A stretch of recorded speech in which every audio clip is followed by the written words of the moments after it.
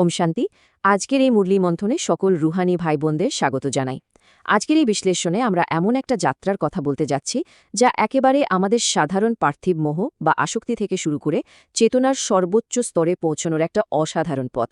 আজকে মুরলীতে এই জাগতিক মোহ থেকে বেরিয়ে আসার অত্যন্ত গভীর কিছু মনস্তাত্ত্বিক দিকের কথা বলা হয়েছে। তো চলুন আর দেরি না করে এই অসাধারণ ধারণাগুলো একটু পরিষ্কারভাবে বুঝে নিই। বেশ, চলুন বিষয়টা একটু তলিয়ে দেখি। একটা অদ্ভুত মনস্তাত্ত্বিক বৈপরীত্যের কথা ভাবুন তো। মুরলীতে বলা হয়েছে, যখন এই বিনাশী দুনিয়ার শেষ সময় একেবারে চোখের সামনে, তখন মানুষের বুদ্ধি সর্বপ্রথম কি করে? মানুষ ঘাবড়ে যায়, আর ঠিক সেই সব নশ্বর বস্তু বা দেহাভিমানী সম্পর্কগুলোকেই আরও শক্ত করে আঁকড়ে ধরে, যেগুলো আসলে ধ্বংস হতে চলেছে।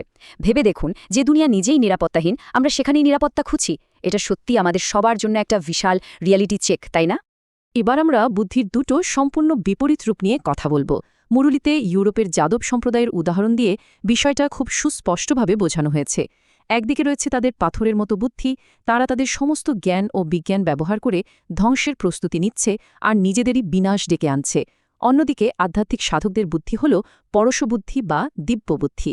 এই পরশবুদ্ধি শুধু নিজের নয়, বরং সমগ্র বিশ্বের কল্যাণে কাজ করে। আমাদের আলোচনার প্রথম মূল বিষয় হল বাবার প্রতি সত্যিকারের ভালোবাসা এবং মূল উৎসের সাথে যুক্ত হওয়া। এত সব ধ্বংস আর পার্থিব মোহের মাঝে আমাদের প্রকৃত নিরাপত্তাটা আসলে কোথায়? মুরলী আমাদের শেখায় যে এই নিরাপত্তা বা বিজয় আসে একমাত্র শিব বাবার সাথে আমাদের সত্যিকারের ভালোবাসা আর পবিত্র সংযোগের মাধ্যমে। যে কোনো দেহাভিমানীর সম্পর্ক থেকে বুদ্ধিযোগ সরিয়ে সেই এক এবং অদ্বিতীয় উৎসের সাথে যুক্ত হওয়াই হল বিজয়ের একমাত্র পথ। আর এই বিষয়টা খুব চমৎকারভাবে আমাদের আধ্যাত্মিক শক্তির বিজ্ঞানকে তুলে ধরে। ধরুন, আমাদের এই আধ্যাত্মিক শক্তি হলো একটা স্মার্টফোনের ব্যাটারির মতো। আমরা যখন বিভিন্ন দেহাভিমানী সম্পর্ক বা পার্থিব বস্তুর সাথে মোহ রাখি, তখন তা ফোনের ব্যাকগ্রাউন্ড অ্যাপসের মতো কাজ করে। আমরা হয়তো টেরও পাই না, কিন্তু এই অ্যাপসগুলো প্রতিনিয়ত আমাদের আধ্যাত্মিক শক্তি শুষে নিচ্ছে। তাই সমস্ত ব্যাকগ্রাউন্ড অ্যাপস বন্ধ করে আমাদের আত্মাকে সরাসরি মেইন পাওয়ার গ্রিড অর্থাৎ শিব বাবার সাথে প্লাগ ইন করতে হবে। তবেই না আত্মার সম্পূর্ণ শক্তিতে ভরে উঠবে। এবার একটা অত্যন্ত গভীর এবং কিছুটা কঠিন শব্দের মুখোমুখি হওয়া যাক। ট্রেটর বা বিশ্বাসঘাতক। মুরলীতে বলা হয়েছে, যখন কোনো আত্মা জ্ঞান মার্গে এসে পরমাত্মাকে মামেকাম অর্থাৎ কেবল তোমাকেই স্মরণ করব বলে প্রতিজ্ঞা করে, কিন্তু বাস্তবে অন্য কোনো দেহাভিমানীর প্রতি আকর্ষিত হয় বা একে অপরের আশিক মাসুক হয়ে ওঠে, তখন সেটা কিন্তু সেই আধ্যাত্মিক প্রতিজ্ঞার লঙ্ঘন। এই সূক্ষ্ম বিশ্বাসঘাতকতা আত্মার শক্তি চুরি করে এবং তাকে তার মূল লক্ষ্য থেকে সরিয়ে দেয়। প্রদর্শনী বা মেলার আয়োজনের ক্ষেত্রে মুরলীতে একটা দারুণ কৌশলগত উপদেশ দেওয়া হয়েছে। বলা হয়েছে, যারা দুনিয়ার গীতা পাঠশালায় যায় তাদের সবার আগে আমন্ত্রণ জানাতে হবে। কারণটা কি? কারণ তাদের মধ্যে ঈশ্বর ভক্তি এবং তরফ প্রবল, কিন্তু তারা ভুলবশত সেই ভক্তিকে নিরাকার জ্ঞানসাগরের বদলে কোনো সাকার দেবতা আর জাগতিক জলের গঙ্গার প্রতিনিবেদন করছে। তাদের এই ভক্তিকে সঠিক দিশা দেখানো অর্থাৎ সত্যের পথ দেখানোই হল আমাদের প্রধান কাজ। চলুন এবার সামনের দিকে এগোই এবং দেখি কীভাবে এই বিষয়টা আমাদের পরবর্তী ধাপে নিয়ে যায়। আমাদের দ্বিতীয় ভাগ হল সত্যিকারের ভালোবাসার 6টি লক্ষণ। আমরা কিভাবে বুঝব যে এক বাবার প্রতি আমাদের সত্যিকারের ভালোবাসা বা প্রীতবুদ্ধি আছে? মুরলীতে অত্যন্ত সুনির্দিষ্টভাবে প্রীতবুদ্ধি সম্পন্ন আত্মার 6টি বাস্তব লক্ষণ বা রুহানি উপসর্গের কথা উল্লেখ করা হয়েছে। প্রথমত, বুদ্ধি কোনো দেহাভিমানীর প্রতি আকৃষ্ট হবে না। দ্বিতীয়ত, তারা সর্বদা বিজয়ী হয়ে সত্যযুগের মহারাজা মহারানী হবে। তৃতীয়ত, তারা বাবার কাছে সম্পূর্ণ সত্যবাদী থাকবে, কিচ্ছু লুকাবে না। চতুর্থত, প্রতিদিন অমৃতবেলায় উঠে ভালোবেসে শ্রমণ করবে। পঞ্চমত, দধিচি ঋষির মতো সেবায় অস্থি অর্পণ করবে। এবং শেষটি হল, তাদের বুদ্ধি দুনিয়ার আজেবাজে গসিপে একদমই আটকে থাকবে না।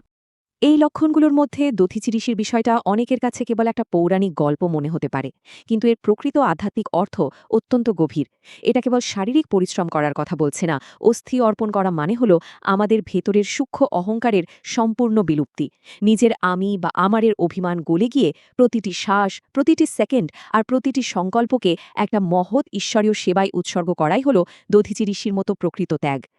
এবার আসছি তৃতীয় ভাগে, অমৃতবেলার বিজ্ঞান। আধ্যাত্মিক যাত্রায় সবচেয়ে শক্তিশালী সময় কোনটা? একদম ঠিক ধরেছেন, সেটা হলো অমৃতবেলা, যা সাধকদের জন্য সরাসরি সর্বোচ্চ উৎসের সাথে যুক্ত হওয়ার সেরা সময়। এখানে একটা অত্যন্ত বাস্তব সমস্যা উঠে এসেছে। মুরুলিতে ব্যবহারিক উপদেশ দেওয়া হয়েছে যে অমৃতবেলায় শুয়ে থাকলে পুরানো শারীরিক অভ্যাসবশত ঘুম বা অলসতা চলে আসে। এটা খুব স্বাভাবিক, কিন্তু উঠে বসলে আত্মার চেতনা জাগ্রত হয় এবং গভীর আনন্দের সাথে ভালো ভালো পয়েন্টের বিচারসাগর মন্থন করা যায়। এখন এই স্লাইডের সবচেয়ে কৌতূহলোদ্দীপক বিষয়টা হলো এর পেছনের বিজ্ঞান। খুব ভোরে জাগতিক দুনিয়ার সমস্ত কোলাহল বা স্ট্যাটিক নয়েজ একেবারে জিরো থাকে। আমাদের মন তখন পুরোপুরি শান্ত আর গ্রহণশীল অবস্থায় থাকে।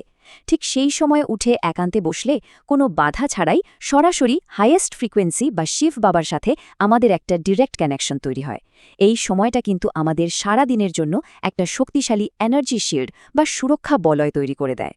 মুরলীতে একটা অত্যন্ত সংবেদনশীল এবং আশাবাঞ্জ কথাও বলা হয়েছে। বান্ধেলি মাতা, অর্থাৎ যেসব আত্মারা জাগতিক বা পারিবারিক কারণে শারীরিক বন্ধনে রয়েছেন, যারা চাইলেও বাইরে গিয়ে সেবা করতে পারেন না, তারাও কেবল ঘরে বসে নিজেদের পবিত্র স্মরণ ও শুদ্ধ সংকল্পের শক্তিতে সর্বোচ্চ পদ প্রাপ্ত করতে পারেন।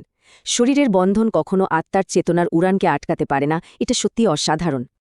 এবার আমাদের আলোচনার চতুর্থ ভাগ, রাজযোগীর অবস্থা আয়ত্ত করার উপায়।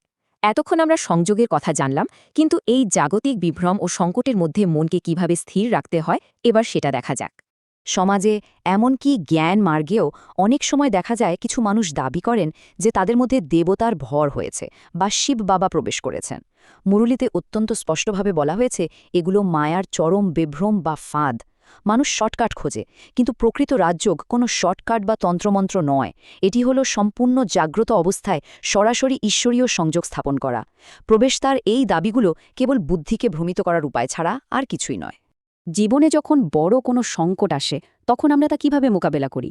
হঠযোগী আর রাজযোগীর পার্থক্যটা এখানেই খুব স্পষ্ট হয়ে ওঠে। একজন হঠযোগী জোর করে শারীরিক পরিস্থিতির সাথে লড়াই করেন, কিন্তু একজন রাজযোগী সর্বদা অচল, অডল একরস থাকেন। তিনি জানেন যে রোগ বা আর্থিক সংকট কেবল নশ্বর শরীর বা সম্পদের উপর প্রভাব ফেলে, কিন্তু তিনি স্বয়ং একজন অমর আত্মা। তিনি পরিস্থিতির সাথে লড়াই না করে নিজেকে একজন অনাসক্ত অমর দর্শক হিসেবে উপলব্ধি করেন। আমরা আমাদের বিশ্লেষণের একদম শেষ পর্যায়ে চলে এসেছি। মাস্টার বেস্টওয়ার বা দাতা হয়ে ওঠা। এত গভীর জ্ঞান তো আমরা পেলাম, কিন্তু একে প্রতিদিনের জীবনে কিভাবে ধারণ করব, চলুন সেটা জেনে নিই।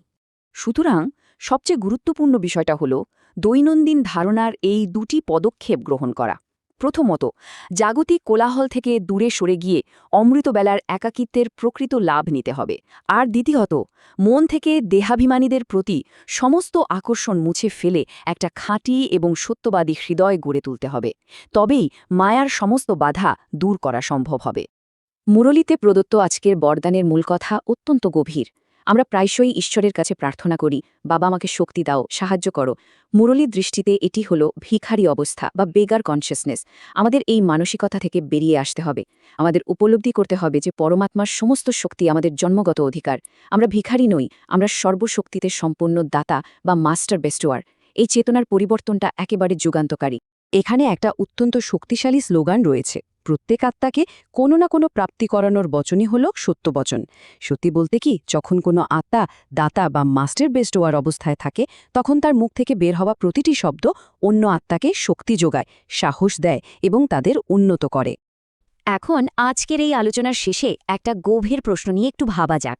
প্রতিদিনের কথাবার্তা আর কাজে আমরা কি একজন ভিখারির মতো আচরণ করছি, নাকি একজন মাস্টার বেস্টওয়ার বা দাতার মতো? একটু ভেবে দেখবেন।